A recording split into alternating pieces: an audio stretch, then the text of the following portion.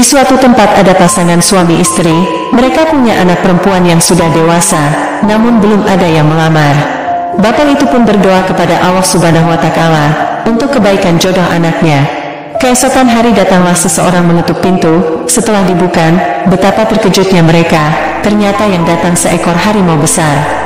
Harimau itu berkata, "Aku adalah utusan Allah buat pendamping anakmu." Bapak itu berkata, "Jika anak saya setuju, maka kalian akan kunikahkan." Dan ternyata si anak setuju. Terjadilah pernikahan. Setelah menikah, si harimau minta izin untuk membawa istrinya ke tempat sang harimau. Sebelum mereka pergi, harimau itu berpesan, "Jika ayah dan ibu rindu, datanglah ke tempat kami. Di sepanjang jalan nanti, akan kami sebar biji pohon randu. Jika sampai pada pohon yang terakhir, disitulah tempat kami." 3 bulan berlalu, bapak dan ibu itu rindu akan anaknya. Akhirnya mereka memutuskan untuk menemui anak dan menantunya. Akan tetapi sebelum mereka berangkat, sang bapak membeli daging di pasar. Namun daging yang dibeli 2 macam daging, yaitu daging babi buat menantunya karena dia harimau, dan daging kambing buat anaknya. Setelah sudah lengkap, mereka pun berangkat menyusuri pohon randu yang telah ditanam oleh menantunya. Di tengah perjalanan tiba-tiba mereka diserang oleh angin ribut sehingga 2 macam daging yang ia bawa tercampur jadi satu, dan sulit dipisahkan dan dibedakan. Setelah kejadian itu mereka pun melanjutkan perjalanannya, menyusuri pohon randu, dan di tengah perjalanan mereka pun dikejutkan dengan melihat seekor burung yang kaki sayap dan cucuknya emas. Akan tetapi burung itu sedang memakan kotoran binatang lainnya. Sang bapak pun bergumam, sungguh sangat tidak pantas burung emas yang sangat indah memakan kotoran.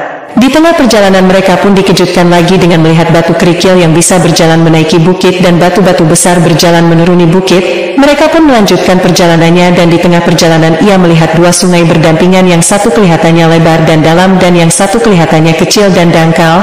Akan tetapi ketika mereka menyeberangi sungai yang lebar dan kelihatannya dalam, ternyata dangkal, dan akan tetapi ketika mereka menyeberangi sungai yang kecil dan kelihatannya dangkal, ternyata dalam sekali sampai mereka hampir tenggelam. Setelah mereka menyeberangi 2 sungai, mereka tidak lagi melihat pohon randu, dan di pinggir sungai mereka melihat seorang wanita yang sedang asyik menyuci. Sang ibu pun menoleh bahu wanita itu, bertujuan untuk bertanya, dan ketika mengangkat kepalanya, ternyata wanita itu adalah anak kandungnya sendiri. Seketika itu sang ibu memeluk erat anaknya karena saking kangennya. Akhirnya ibu dan bapaknya dibawalah ke rumah suaminya, dan mereka berdua pun hampir tidak percaya. Di tengah hutan belantara ini ada sebuah pondok pesantren, yang santrinya adalah para kiai, dan lebih kaget lagi ternyata pengasuh pondok pesantren itu adalah menantunya yang dulu ketika menikahi anaknya adalah seekor harimau. Akan tetapi kini ia melihat menantunya adalah seorang ulama besar. Ibu dan bapak pun disambut oleh menantunya dan dijamu dengan sangat ramah. Sambil ngobrol sang bapak pun menceritakan kejadian-kejadian aneh yang dialaminya selama dalam perjalanan. "Menantuku, ketika bapak kesini, bapak menemui banyak sekali kejadian-kejadian yang sangat aneh. Yang pertama, bapak membawa 2 macam daging, yaitu daging kambing dan daging babi. Akan tetapi di tengah perjalanan bapak diserang angin ribut sehingga kedua daging tadi tercampur dan susah dibedakan mana yang daging sapi dan mana yang daging babi. Pertanda apakah itu?"